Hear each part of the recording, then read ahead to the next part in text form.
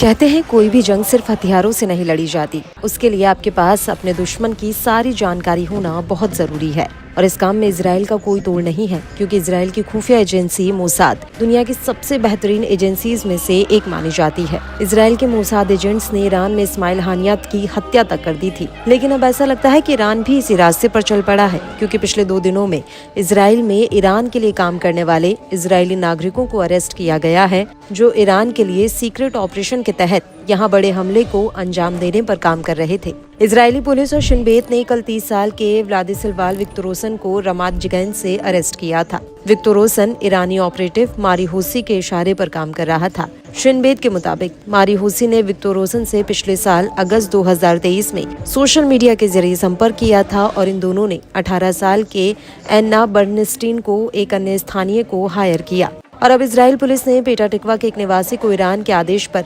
Israeli हस्तियों की हत्या की योजना बनाने के आरोप में गिरफ्तार किया है। गिरफ्तार संदिग्ध का नाम पेटा टिकवा के 35 वर्षीय व्लोदिमीर वेरहोव्स्की बताया जा रहा है। ये शख्स पैसे लेकर ईरान के लिए जासूसी कर रहा था। पुलिस का कहना है कि गिरफ्तार शख्स एक इजरायली अधिकारी के बारे में जानकारी इकट्ठा कर रहा था।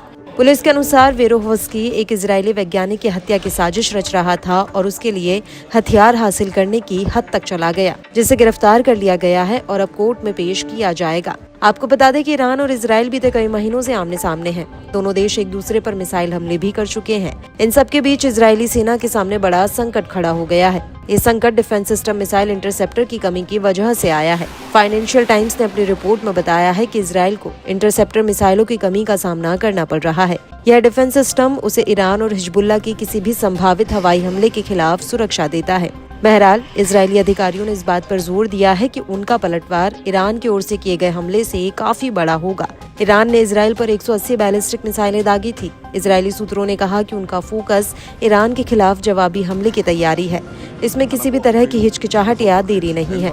रिपोर्ट के मुताबिक हमले के समय और दायरे पर निर्णय लेने के लिए नेतन्याहू अपने रक्षा मंत्री और वरिष्ठ सुरक्षा अधिकारियों से बातचीत कर रहे हैं। इस बात की भी आशंका है कि इजराइल के हमले का ईरान जवाब भी देगा, इसलिए अमेरिका के साथ समन्वय को लेकर चर्चा हो रही है।